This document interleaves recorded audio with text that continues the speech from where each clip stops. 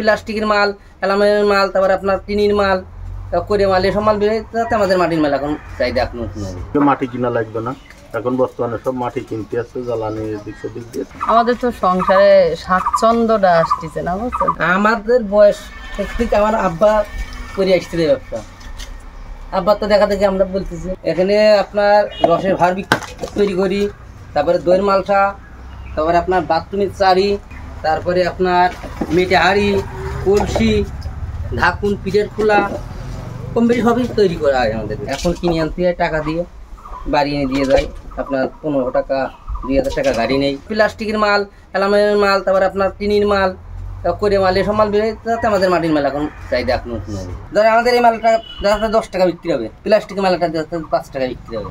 Motor গাড়ি চললি পয়সা হবে, না চললে ওই গাড়িতে থাকে। যদি শরীর মানে প্রচুর করে কাজ করতে পারে যদি চলে, না করতে পারলে হয় না। শরীর সমস্যা সুবিধা অসুবিধা আছে, এমনি চলে, অনেক কষ্টে আর কি। এই মাটিগুলো আমরা মাঠ থেকে কিনে নিয়ে আসি, অন্য ট্রাকের দ্বারাই কিনে নিয়ে আসি। আর জ্বালানি বলতে কাঠগুলো আমরা কিনে নিয়ে আসি, মানুষের ভ্যান দিয়ে যায়।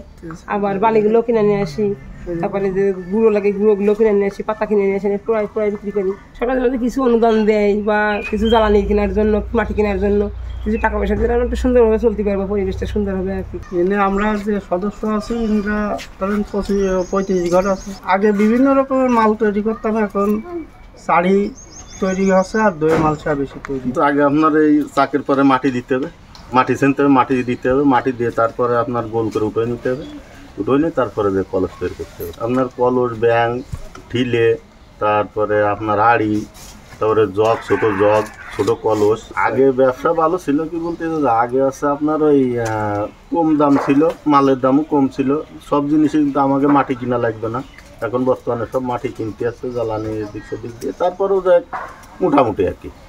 অনেক মানুষ এখনো ছেড়ে যাচ্ছে, এখন 4 টাকা এটার দাম। আমাদের তো সংসারে স্বাচ্ছন্দ্যটা আসতেছে না, বুঝছেন। তো আর যেটা মৃৎশিল্প, ঠিক আছে, এই শিল্পটা কুটির শিল্প বলে, তো যুগ ধরে চলে আসতে, সবাই যদি ধরে রাখতে পারলে খুব ভালো।